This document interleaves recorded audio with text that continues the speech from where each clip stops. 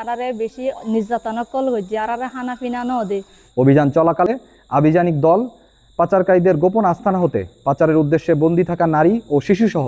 25 জন ভুক্তভোগীকে উদ্ধার করে। আর নাম মোহাম্মদ রফিক, আয় থাকি দে ক্যাম্প ফর ব্লক B1। তারপরে আরারে দালাল কলে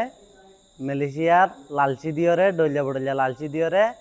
আরারে ক্যাম্পত তো বাইরে গেছে, বাইরে গড়িয়রে 4-5 দিন মুরা ভিতরে গলা না ডলিয়া বডলিয়া জুলুম অকল গেছে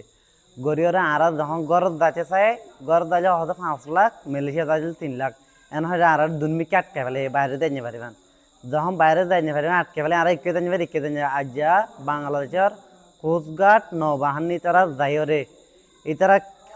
মানে বেশি সুন্দর করি ওরে গিরওয়াল করে সারেডা হাতুন আর বাইরে গেছে আর ভাই বোন আইন আর মা বোন আইন তারপর আর হাইনা ভারি দিল ভারি দিন তো আর জানার বসে গজি তারা বাইরে করি ওরে ইয়ান লাউলে বাংলাদেশের কোস্টগার্ড নৌবাহিনী কলরে বেছা বেশি আর তরফ তো শুক্রিয়া জানাই। আমার নাম হাফসা, কেমন স্টাফ মাঝে তাকি বিবলক মাঝে আরারে ডালালক কলে ক্যাম্প মাঝে যাইরে কিসিমা হতক লালচি দিয়রে আরারে মালয়েশিয়া বেশি সুন্দর করে যাই পারিব বলি হইরে তোমারে বড় বড় সিট লয়রে আরা মালয়েশিয়া পৌঁছাই দিয়ে অনারা জামার হাসে অনারা তো হন হষ্ট পান করিব অনেক কান দুঃখ পান করিব অনারার ফুজিয়ান লয়রে আরা তোমারা পৌঁছাই দিবেন এন হইরে আরারে আনিয়ারে জলবুতর গলাই যে মুরাবুতর গলাই রে আরারে বেশি নির্যাতন কল হচ্ছে আরারে খানা পিনা ন দে আরারে বেশি হষ্ট দিবা দে বহুত ধরনের হতকল হয়ে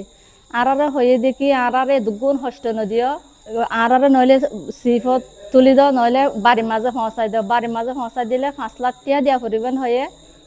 যদি মালয়েশিয়া পৌঁছাই দিলে 3 লাখ টাকা দিয়া করিবেন হয়ে তা আরারে ইক্কায় কুলনদের মোরাবুতর রাখিয়ে আরারে বেশি হস্তকল দিয়ে ইয়ার পরে আরারে ফুস কাটার নবানিয়ে যাইরে মুরাতুন তুয়াইরে নেলাইরে আরারে জানরে বাঁচাইয়ে আরার গোড়া ফুসজেন্ডার জানরে বাঁচাইয়ে তারা আরা তো বেশি ধন্যবাদ অকল দিয়া করিব। গোয়েন্দা সূত্র ও পূর্ববর্তী সময় আটককৃত পাচারকারীদের দেওয়া তথ্য মোতাবেক জানা যায় সাগর পথে মালয়েশিয়া পাচারের উদ্দেশ্যে নারী ও শিশুসহ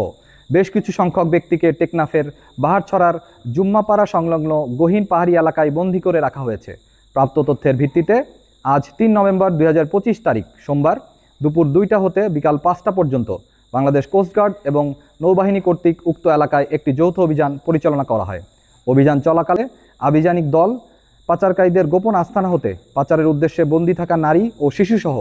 25 জন ভুক্তভোগীকে উদ্ধার করে। এ সময় যৌথ বাহিনী 2 জন মানব পাচারকারীকে আটক করতে সক্ষম হয়। উদ্ধারকারীদের জিজ্ঞাসাবাদে জানা যায় কয়েকটি সংঘবদ্ধ পাচারকারী চক্র বিদেশে উন্নত জীবনযাপনের স্বপ্ন, উচ্চ বেতনের চাকরি এবং অল্প খরচে বিদেশ যাত্রার প্রলোভন দেখিয়ে টেকনাফ সহ দেশের বিভিন্ন এলাকা হতে বাংলাদেশি ও রোহিঙ্গা নাগরিকদের মালয়েশিয়া গমনে উদ্বুদ্ধ করে সাগর পথে পাচারের পরিকল্পনা করছিল। পরবর্তীতে পাচারকারীরা তাদের সুবিধাজনক সময় মেরিন ড্রাইভ সংলগ্ন উপকূল হতে বোট যোগে মালয়েশিয়ায় পাচার করার পরিকল্পনা করছিল। তারা আরও জানায় যে পাচারকারীরা তাদের আটকে রেখে নির্যাতনের মাধ্যমে মুক্তিপণ আদায় করার চেষ্টা করছিল। উদ্ধারকৃত ব্যক্তি ও আটককৃত অপহরণকারীর পরবর্তী আইনানুগ ব্যবস্থা গ্রহণের কার্যক্রম প্রক্রিয়াধীন রয়েছে। মানব পাচার রোধে বাংলাদেশ কোস্টগার্ড ভবিষ্যতেও এ ধরনের অভিযান অব্যাহত রাখবে।